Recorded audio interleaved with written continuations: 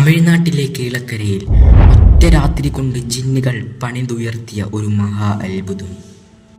മീകായിൽ അലൈഹിസ്സലാത്തു വസ്സലാമുമായി നേരിട്ട് സംസാരിച്ച മഹാനായ സദഖത്തുല്ലാഹി ഖാഹിരി റളിയല്ലാഹു അൻഹുവിന്റെ മഖാം ഷരീഫ് ഈ മസ്ജിദിന്റെ തൊട്ടു ചാരത്താട്ടാണ് അന്ത്യവിശ്രമം കൊള്ളുന്നത്. ഈ സ്തൂപത്തിന്റെ തൊട്ടു താഴെ മധ്യത്തിലായി കാണുന്നത് ഔറംഗസീബ് രാജാവിന്റെ ഗവർണറായ സീതി മരക്കാർ റഹ്മത്തുള്ളാഹി അലൈഹിയുടെ മഖാം ഷരീഫാണ്. മനുഷ്യന്മാരിൽ നിന്നും ജിന്നുകളിൽ നിന്നും ഒരുപാട് ശിഷ്യന്മാരുണ്ടായിരുന്ന മഹാനാണ് സദഖത്തുല്ലാഹി ഖാഹിരി റളിയല്ലാഹു അൻഹു.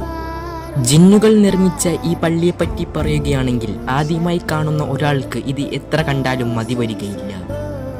അതുപോലെ തന്നെ ഇതിലെ കൊത്തുപണികൾ, നിർമ്മാണ രീതികളൊക്കെ കണ്ടാൽ ആരായാലും ഒന്ന് അത്ഭുതപ്പെടും. ഇതുപോലൊരു നിർമ്മിതി ഒരൊറ്റ രാത്രി കൊണ്ട് നിർമ്മിക്കാൻ കഴിയുന്നത് ജിന്നുകൾക്ക് വെറും ഒരു നിസ്സാര കാര്യമാണെന്ന് നമ്മൾക്ക് എല്ലാവർക്കും അറിയാം.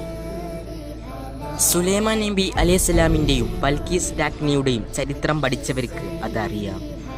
ജിന്നുകൾ ഈ പള്ളിയുടെ നിർമ്മാണം നടത്തിക്കൊണ്ടിരിക്കെ പള്ളിയുടെ നിർമ്മാണം അവസാന ഘട്ടത്തിലായപ്പോൾ പള്ളിയുടെ ചുമരിൽ ബാക്കി ഒരു കല്ലും കൂടി വെക്കാനുണ്ടായിരുന്നു. അപ്പോഴേക്കും സുബഹി ബാങ്ക് കൊടുത്തു. അതോടെ ജിന്നുകൾ പള്ളിയുടെ നിർമ്മാണം അവസാനിപ്പിച്ചിട്ട് പോയി. വായ്നോക്കി എന്ന് പറയുന്ന കടലോര പ്രദേശത്ത് നിന്നാണ് ഈ പള്ളിക്ക് വേണ്ടിയുള്ള കരിങ്കല്ലുകൾ ജിന്നുകൾ വെട്ടിയെടുത്തത്. അന്ന് ജിന്നുകൾ പള്ളിയുടെ നിർമ്മാണം നടത്തിക്കൊണ്ടിരിക്കുന്ന സമയത്ത് അവസാനമായി വെക്കേണ്ട ആ കല്ല് ഇപ്പോഴും വായ്നോക്കി എന്ന് പറയുന്ന കടലോര പ്രദേശത്ത് കിടപ്പുണ്ട്. എന്തായാലും നമ്മൾ കണ്ടിരിക്കേണ്ട ഒരു മഹാ അത്ഭുതമാണ് ഈ